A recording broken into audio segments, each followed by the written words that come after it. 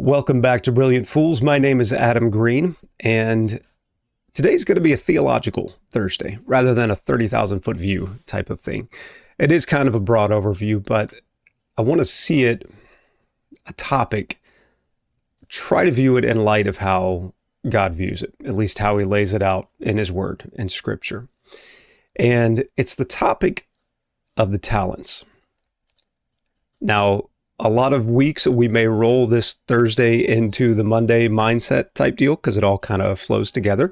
And I was going to do that this week until this morning when I was reading with my two oldest boys, and we read through chapter 25 of Matthew, and it's got this parable of the talents in it. And if you're familiar with it, it's about a man who has, they call them servants or employees, was the kind of equivalent we would think of now.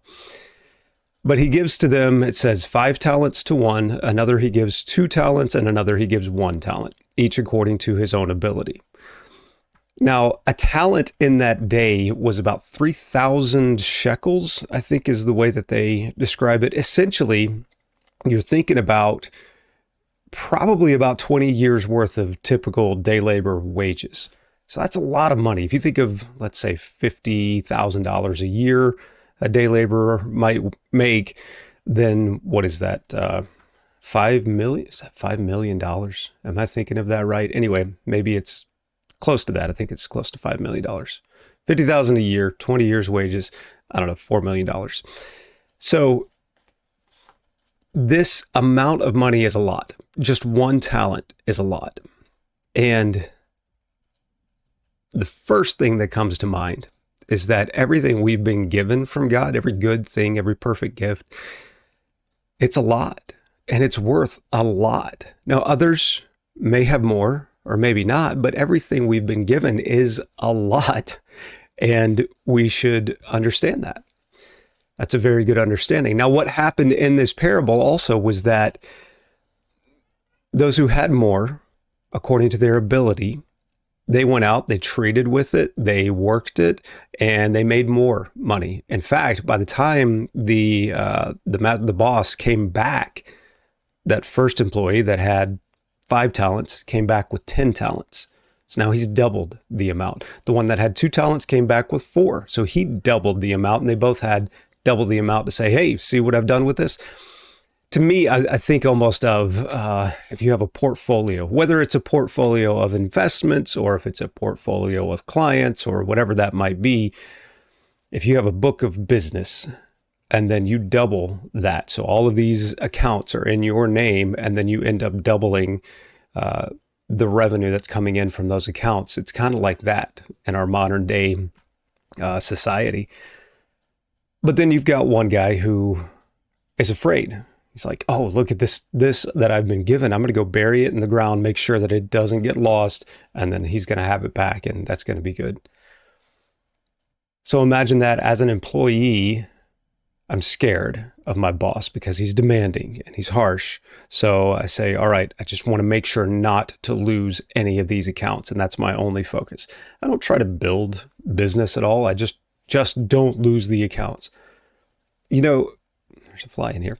You know, there's a lot of people that actually would be okay with that. And there's a lot of bosses that would be okay with that. But even in the text here, it says that I know you to be a hard man, reaping where you don't sow and gathering where you sow no seed.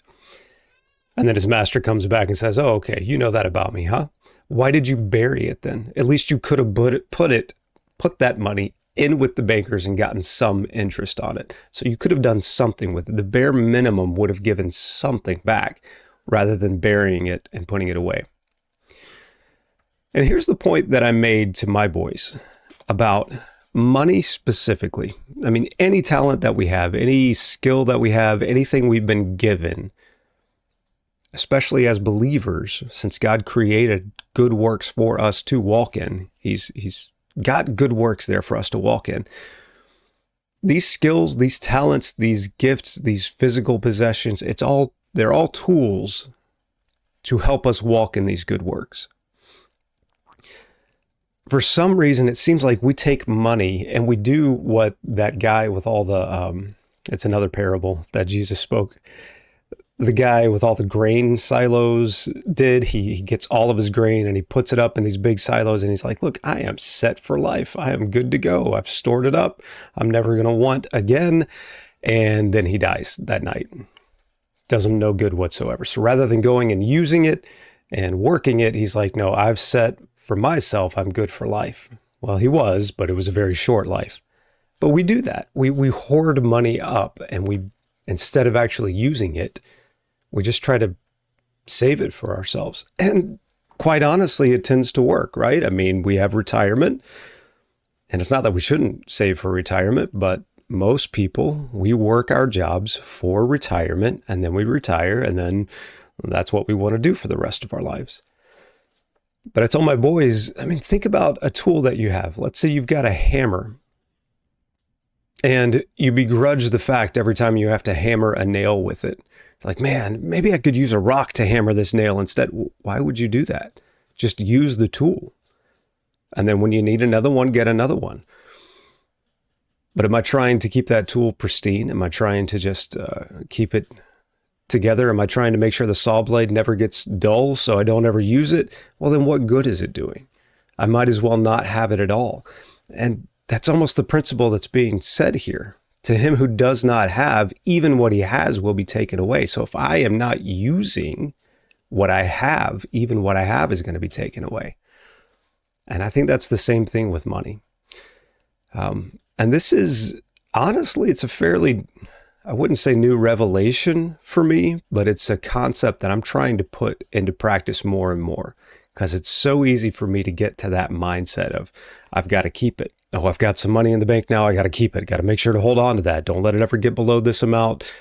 Instead of using it and using it properly, I could put more money into advertising. I could put money into that tool that I need in order to build my business. I could put money into that employee that I need to bring on to help get things off of me so that the business can grow.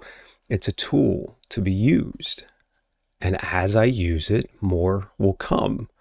It's a risk. There's no doubt it's a risk to take because those things may not pay off, but a guarantee for it not paying off is trying to hoard it. And a guarantee to not be walking in all the good works that God has for me to walk in. They're available there for me to walk in. A way to not do that is to try to hoard the money and not use it as an actual tool. So this just kind of struck me today, and that's all I really wanted to come on and talk about, was the way that I view money and really what I'm trying to do now with it. And my main barrier, think about this too. If you have this same kind of barrier, what is your barrier to actually using money? Because my main barrier is the people around me and what they're going to think. And usually I don't really care what people think about me. I mean, whatever, I'll do whatever needs to be done. But in that case, what I've realized is I hear the voices of people as I was growing up and the way that they would talk about money, the way that they would talk about, oh man, I had to spend money on this today. Oh, I got to put money out for that. Instead of thinking of it as a tool, their thoughts were always, man, I don't want to part with this money. And that is what keeps coming back to me.